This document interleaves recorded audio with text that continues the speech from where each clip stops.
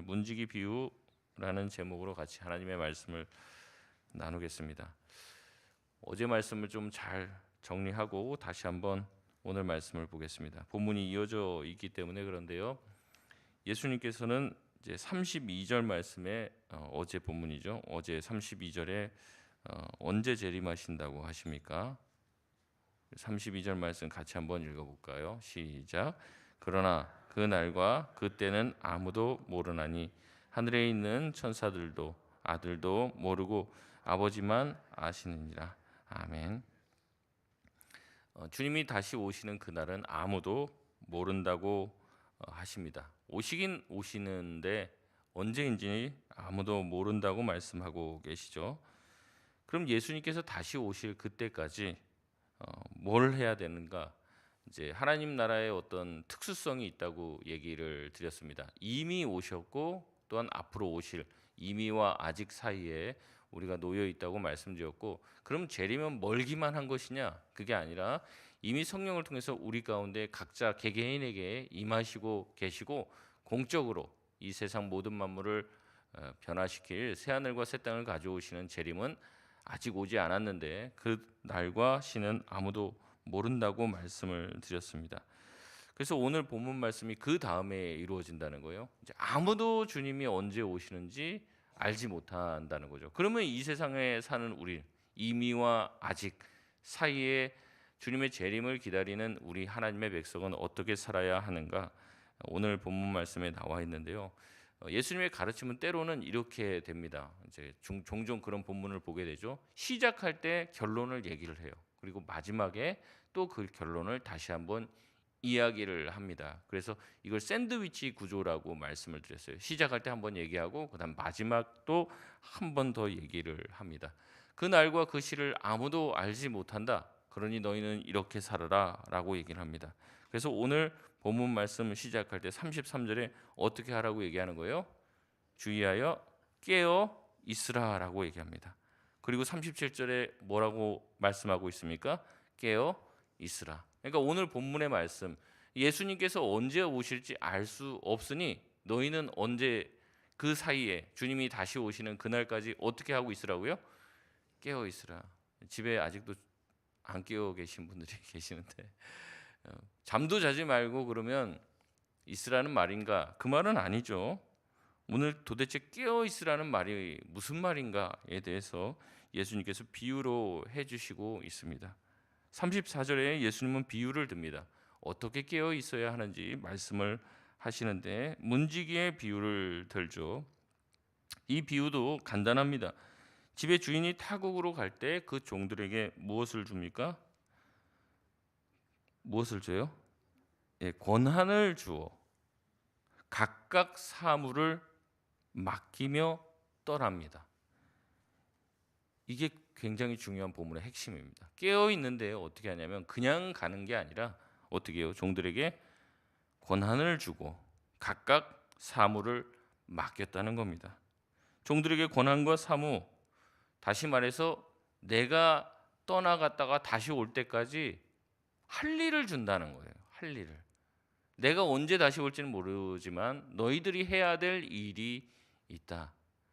그리고 그 일을 할 수 있는 권한을 주겠다. 사무를 주고요. 그 사무를 할 수 있는 권한을 줍니다. 그 종들이니까 우리가 생각할 때는 노예라고 생각하기 쉬운데 그때 당시에 이제 종들도 이제 여러 종류가 있습니다. 실제적으로 노예에 어떤 준하는 그런 종들이 있었고요. 또 하나는 우리가 흔히 생각하면 이제 대가댁 집에 굉장히 그 지체 높은 집이나 귀족들 가문의 이제 모든 일들을 관장하는 집사 정도의 개념 있잖아요.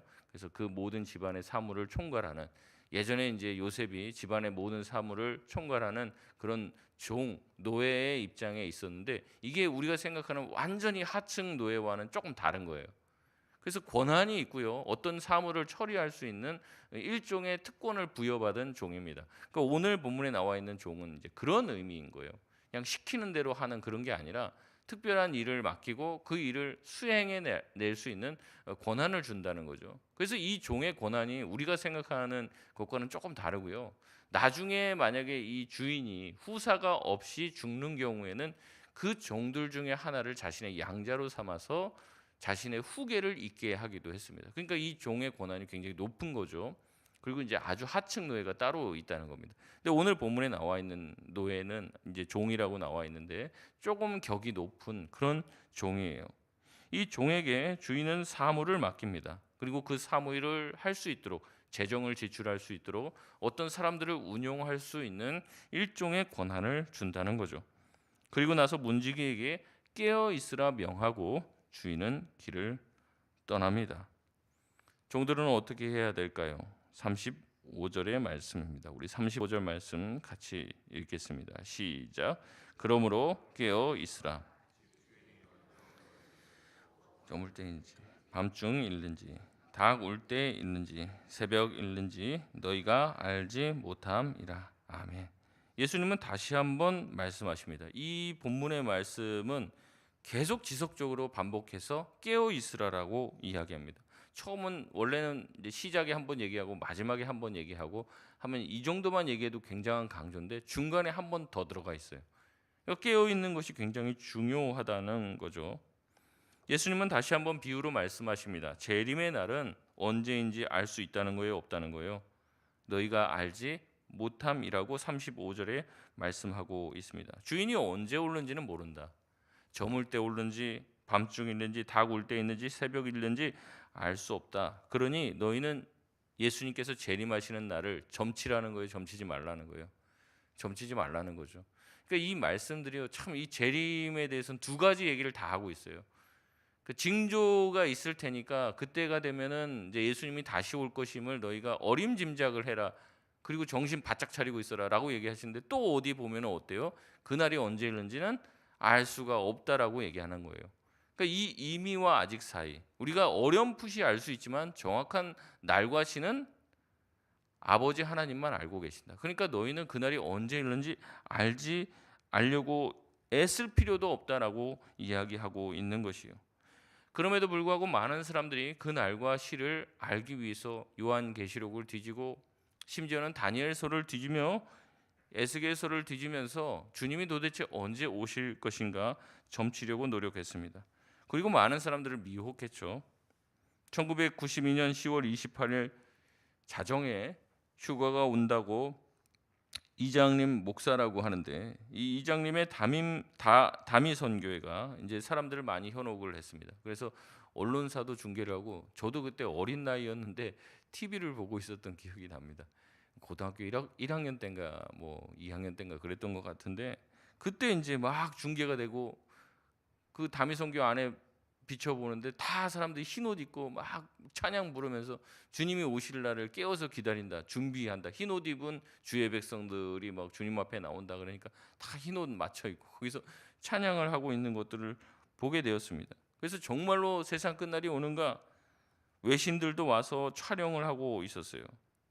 근데 결국에 이제 그날이 오지 않았죠. 그랬더니 이제 우리가 기도해서 이제 그날이 뭐 유보됐다 이러면서 그 다미 선교를 탈퇴한 사람도 있지만 지금도 있대요. 그 다미 선교 사람들이. 이외에도 몇몇 단체들이 시한부 종말론을 주장하며 사람들을 선동했던 적들이 있습니다. 최근에도 있습니다. 홍해선 전도사라고 하는 이 사이비가 하나님의 진노로 한국에 전쟁이 일어난다며 설파하여 많은 사람들이 미혹되었습니다. 2014년 12월에 일어난다 이렇게 날짜까지 명시를 했어요. 그리고 하나님의 심판이 임하고 예수 그리스도의 재림이 곧 임박했다라고 얘기하며 한반도에 전면전이 일어난다라고 선포하며 많은 사람들이 이때 죽을 것이라고 얘기했습니다. 유튜브를 통해서 사람을 모았는데요. 얼마나 많이 모였냐면 보통 큰 집회를 하는 경우에서 4,000명, 5,000명 되는 사람들이 모였어요. 한반도 전쟁설에 이제 휩싸여 갖고 그래서 모여갖고 집회를 하고 심지어 합동측 교회에서 많은 교회들이 이 사람을 초청해갖고 집회를 열었습니다. 이걸 믿은 목사님들이 많이 있었어요. 그래서 자식을 그 시절에 이제 12월 달 정도에 이제 전쟁이 일어난다 하니까 11월에 자식들도 그렇고 다 대피를 시키는 거예요. 동남아시아, 뭐 필리핀, 뭐 태국, 미국으로 보내고 심지어 어떤 교회는 교회 전체가 이 한국 전쟁이 일어난다고 다 도망을 갔습니다. 그래서 교회 문을 잠그고 이제 외국으로 나와 있었던 거죠. 실제로 전쟁이 일어나지 않자 뭐라고 얘기냐면 실제 전쟁이 일어나지 않았잖아요. 근데 전쟁이 실제 일어났다. 근데 이 종북 좌파 언론들이 전쟁이 일어난 거를 이제 방송을 안 하고 있다. 이제 이렇게 얘기를 하는 건데 아직도 거기에 이렇게 사로잡혀 있는 거죠. 전쟁이 이미 일어났는데 그걸 막고 있다는 거예요. 아직도 이걸 믿고 빠져 있는 사람들. 그래서 아직도 한국으로 들어오지 못하는 사람들도 있다는 거예요. 이게 이제 하도 사회 문제가 되니까는 이제 TV PD 수첩이라든지 그것이 알고 싶다 갔는데 이제 뭐 태국 농장 그런 데서 막 일하면서 뭐 인터넷도 못하게 하고 핸드폰도 못하게 하고 여권도 다 뺏어서 그 농장에서 농사 짓고 있는 거예요. 그러면서 주님이 곧 오시겠지. 한국은 이미 다 초토화가 돼갖고 많은 사람이 죽었다고 생각하고 거기 농장에서 있는 거예요. 이런 현상들을 보면서 참 왜 저럴까?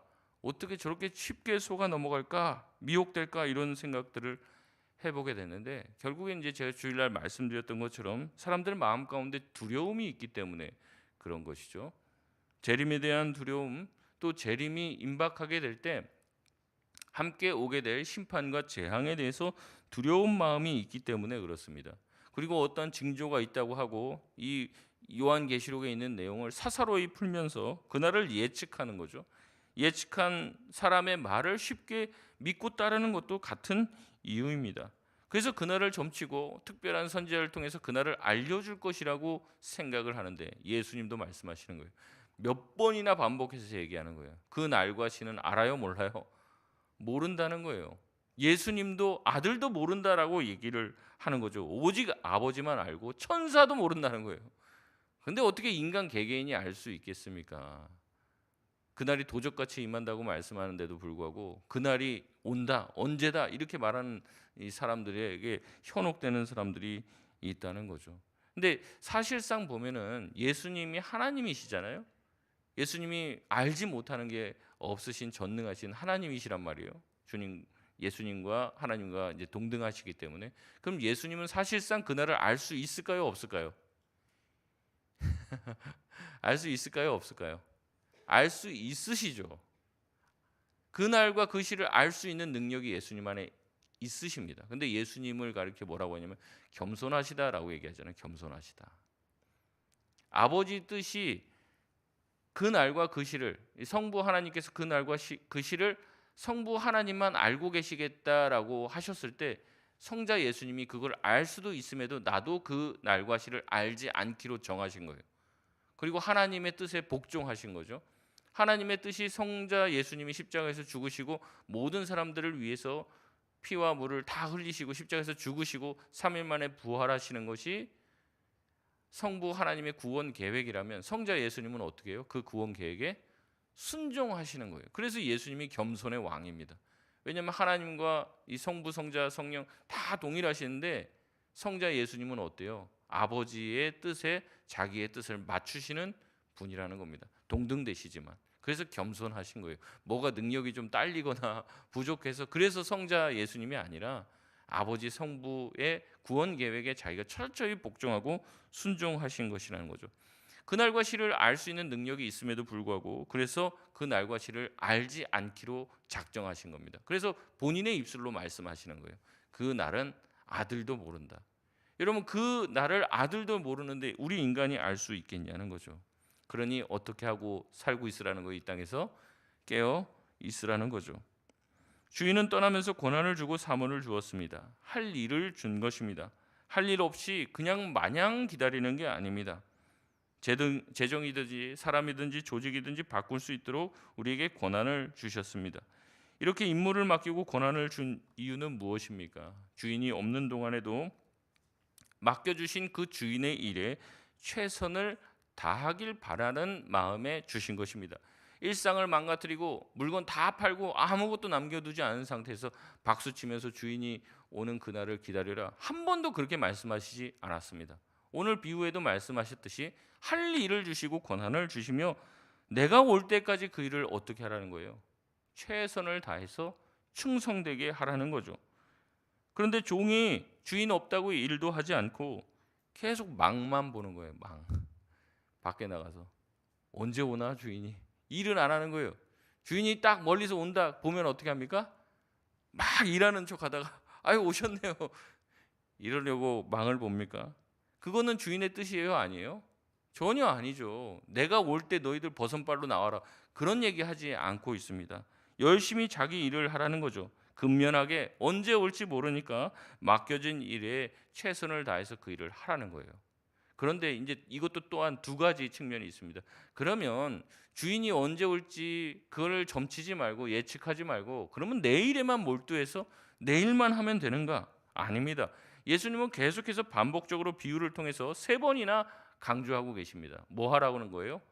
깨어 있으라는 거죠. 주인이 반드시 온다는 것을 깨어서 그 정신을 가지고 있는 상태에서 뭐 하라는 거예요? 나에게 맡겨진 그 일을 최선을 다해서 하라는 거죠. 여러분 이게 참 모순인 것 같아요. 이 주인이 올 것임을 생각하고 있으면 뭔가 이제 내가 대비하고 있다가 주인이 오면 딱 맞이해야 될 것 같은데 그런 건 아니에요. 네가 할 일, 내가 너에게 맡겨준 그 일, 내가 너에게 준 권한을 사용해서 그 사물을 최선을 다해서 해라. 그런데 그 일에만 몰두해서 그 일만 하지 말고 항상 뭘 기억하고 있으라는 거예요. 한쪽으로 주인이 다시 오실 것을 깨어서 기억하고 있어야 한다는 거죠. 이 두 가지 것들을 잘 하라는 겁니다. 이 두 가지. 맡겨준 그 일을 최선을 다해서 하되 그 일을 하면서 항상 생각하는 건 뭐예요? 주인이 다시 오실 것을 생각하라는 거죠. 정리하자면 이렇습니다. 주님은 언제 다시 오실지 모릅니다. 하지만 그렇다고 해서 우리가 주님이 다시 오실 것을 잊어버리고 이 세상이 전부인 것처럼 영원할 것처럼 우리끼리 열심히 살자. 그래서는 안 된다는 거죠. 늘 깨어서 언제라도 종말이 임할 수 있다는 것을 기억하고 종말을 대비하는 자세로 오늘을 최선을 다해서 살라는 거예요. 오늘을. 근데 오늘을 최선을 다해서 살다 보면 주님이 다시 오실 날을 또 잊어버리죠. 그러지 말라는 거예요. 이 두 가지 긴장 상태에서 살아나는 겁니다. 최선을 다해 맡겨진 일을 했기에 주인이 언제 와도 어때요? 괜찮은 거죠. 주인이 오늘 올 때 깜짝 놀라는 이유는 뭡니까? 주인이 맡겨준 그 일을 하지 않았기 때문에 그런 거예요. 야, 엄마 아빠 나갈 테니까 숙제 다 해놔. 그리고 나갔어요. 숙제를 다 해놨습니다. 그러면 엄마 아빠가 언제 오든지 마음에 안심이 되죠. 근데 안 해놨어요. 전화를 합니다. 엄마 1시간 안으로 들어간다. 그러면 아이고 이제 난리 났습니다. 이제 열심히 해야죠. 왜냐면 와서 너 지금까지 뭐 했어? 그거 물어볼 테니까. 근데 미리 다 해놓고 최선을 다해서 대비가 되어 있다면 놀라지 않습니다. 이것이 바로 주님이 다시 오는 날을 대비하는 바르고 건전한 신앙의 태도라고 말씀하시는 거죠. 이게 바로 아버지께서 또 예수님께서 원하시는 재림을 준비하는 성도들의 모습입니다. 다시 오시겠다는 예수님의 재림은 점점 늦어지고 있죠. 제자들은 잠들어 버릴 위기에 놓여 있습니다. 예수님은 그것을 아시고 얘기하시는 거죠. 그래서는 안 된다. 깨어 있어야 한다. 내가 오늘도 내일도 올 수 있다는 것을 기억하며 살라는 거죠. 여러분 우리가 주님이 재림하실 것을 기억하면요. 주님이 재림하신다는 것을 마음 가운데 깊이 새기면요. 세상의 가치는 아무것도 아니게 됩니다. 전전긍긍하며 살 이유가 하나도 없는 것이죠. 주님의 재림을 잊고 살면은요. 세상의 전부이잖아요, 전부. 주님이 재림하지 않으시면 그러면 세상의 가치를 따라 살아가는 거예요. 세상 것들에 완전히 혼을 쏙 빼놓고 세상에서 잘 되고 세상에서 복받고 세상에서 높아지는 것을 위해서만 삽니다. 세상의 영광과 쾌락과 이득에 자신의 모든 것을 쏟으며 사는 거예요. 주님은 말씀하시는 겁니다. 깨어 있어라. 그게 전부가 아니라는 것을 기억하라.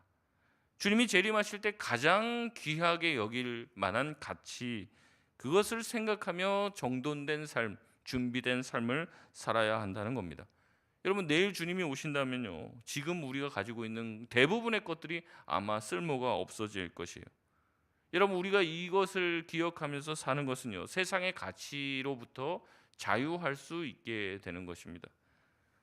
뭐 어디 좋은 대학 가고 좋은 직장 가지고 돈 많이 벌고 좋은 집 살고 이게 지금 우리한테는 이 세상이 전부라면 그게 제일 중요한 일이겠죠. 근데 주님이 재림하신다면 그거는 별로 중요한 일이 아닐 거예요. 더 중요한 일이 있죠. 뭐가 더 중요한지를 생각하면서 살 수 있습니다. 그러니 깨어 있으라는 말은 무엇이냐? 내일 주님이 오신다면 그때 주님이 가장 기뻐하실 것이 무엇인지를 잊지 않고 이 땅을 최선을 다해서 사는 것인 줄 믿습니다. 그렇기 때문에 깨어 있는 사람, 주님이 다시 오실 것을 기억하는 사람들은요, 좀 가난하다고 징징거리지 않는다는 거죠. 돈 없어도 괜찮아요. 돈 좀 벌었다고 의수되지도 않습니다. 그게 별로 중요한 일이 아니기 때문에 그런 거죠. 늘 하나님을 생각하고 재림을 생각하기 때문에 작은 일에도 큰 소리 낼 필요가 없습니다. 사람이 너그러워지죠. 내일 주님이 오시는데 뭐 그렇게 아웅다웅을 합니까? 여러분, 왜 세상 살면서 너그럽지 못하고 베풀지 못합니까? 왜 자린고비가 됩니까? 모으고 쌓고 내 자식에게 물려주고, 이게 중요하니까 그런 거예요. 이 세상이 영원할 것 같이 생각을 하니까 그런 모습을 보인다는 거죠. 주님이 오시면 아무것도 아닙니다. 그런데 뭘 그렇게 움켜집니까? 나물고 베풀고 섬기며 살라고 하면 그 말이 그 못내 불편한 거예요. 결국에 예수님께 찾아와서 자기의 영생을 묻던 부자 청년이, 주님이 네가 가지고 있는 모든 것을 다 팔아 가난한 사람들에게 나눠주고 너는 나를 따르라고 했을 때 뭐라고 해요? 근심하며 떠나갔다고 그래요. 아무 대답도 못하는 거예요. 왜냐하면 그 사람에겐 그 가치가 더 중요하기 때문에 그렇죠. 하나님 나라에 들어가려면 주님의 다스림을 받고 세상의 모든 가치를 상대화할 수 있어야 하는데 그러지 못하는 거예요. 여러분, 주님이 섬기신 이유는 무엇입니까? 주님이 하나님 나라의 큰 자이기 때문에 그렇습니다. 하나님 나라의 큰 자는 뭐예요? 섬기는 자가 가장 큰 자인 거죠. 왜 우리가 낮아지지 않을까요? 여전히 세상적 가치를 붙들고 있기 때문에 낮아지지 못하는 거예요. 우리 안에 하나님 나라의 가치가 자리 잡지 못하니까 세속적 가치를 교회 안에도 내 삶에 끌어오는 것이죠. 주님이 다시 오시면 아무것도 아닌 것들을 얻으려고 싸우려고 노력해 갑니다. 그러나 주님이 내일이라도 오늘이라도 올 것임을 알고 사는 사람은 전혀 다른 삶을 사는 거예요. 세상 사람들이 눈에 볼 때는 별종이죠. 남들이 가는 길로 안 갑니다. 아등바등하면서 살지 않습니다. 제가 드리는 말씀을 오해하지 마십시오. 이 세상에서 게으르게 살라는 말씀이 아닙니다.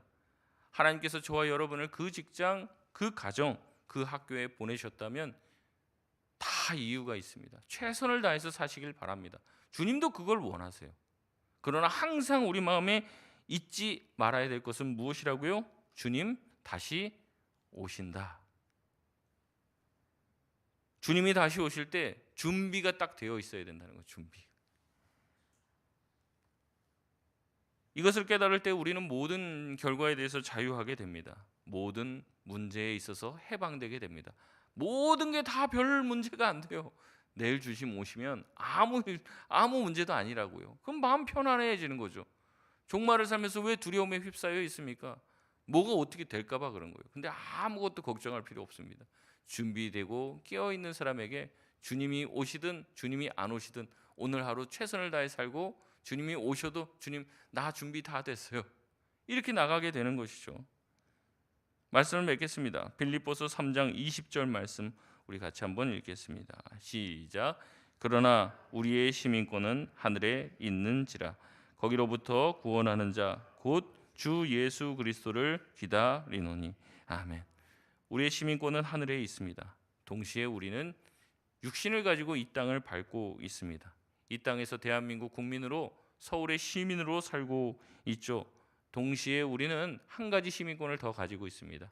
바로 하늘 도성의 시민인 줄 믿습니다. 예수 믿는 우리가 하는 행동 하나하나가 하나님 나라를 어떠한지 이 세상 가운데 대변하고 있는 거예요. 종말을 사는 우리의 모습을 보고 세상 사람들은 도대체 저 사람은 왜 다르게 살까? 근데 우리가 얘기하는 거죠. 나는 하나님 나라의 시민이고 하나님 나라의 백성으로 살고 있기 때문에. 그럼 궁금한 거야. 도대체 하나님 나라의 시민이 도대체 뭐길래 그렇게 살 수 있는가? 물어볼 때 우리가 하나님 나라를 전하는 거죠. 제가 이제 중국인들의 모습들을 보면서 그런 생각들이 들었어요. 보면 이제 공중 도덕이 너무 엉망이고, 이제 뉴스도 보면 그렇습니다. 자기 아이가 이제 화장실 가고 싶다고 하니까 그냥 대로변이에요. 그냥 대로변인데 거기서 이제 바지 내리고 그냥 대로 보도블록에 그냥 그 대변을 그냥 보더라고요. 그게 그 나와요. 그냥 그러든지 말든지 그냥 그러고 있어요. 그걸 보면서 그 밑에 댓글에 기사의 댓글이 다 무슨 댓글이냐면 이제 막 욕하는 거죠. 이제 중국 아유 나 저럴 줄 알았다 그러면서 아우 중국인들 다 뭐 저렇다. 저의 마음에도 그런 생각이 드는 거예요. 아이고 역시 중국인들이니까 그렇지. 중국인들이 몇 명이냐면 14억입니다. 근데 그 한 사람의 모습으로 어때요? 그 14억 명을 우리가 다 평가를 해버린 거예요.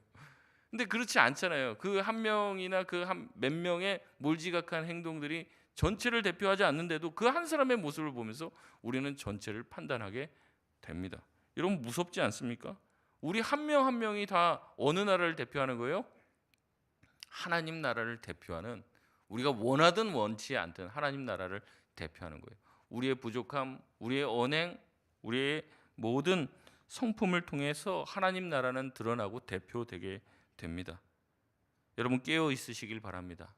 맡은 바 일에 최선을 다하시길 바랍니다. 하나님 나라의 백성들은, 시민들은 뭔가 다르다라는, 뭔가 다른 가치를 가지고 살고 있다는 것을 보여줘야죠. 주님은 그렇게 말씀하시는 겁니다. 그래서 이 이미와 아직 오지 않은 하나님의 나라를 이 세상 가운데 선포하며 그 나라에 아직 문이 열려 있을 때 다른 사람들을 초청해야 되는 책임이 깨어 있는 성도들을 통해서 일어나게 된다는 겁니다. 주님이 오실 것을 기억하고 있지 마시길 바랍니다.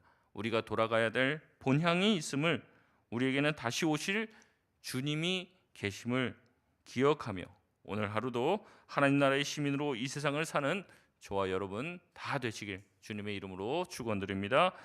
같이 합심해서 기도하겠습니다. 오늘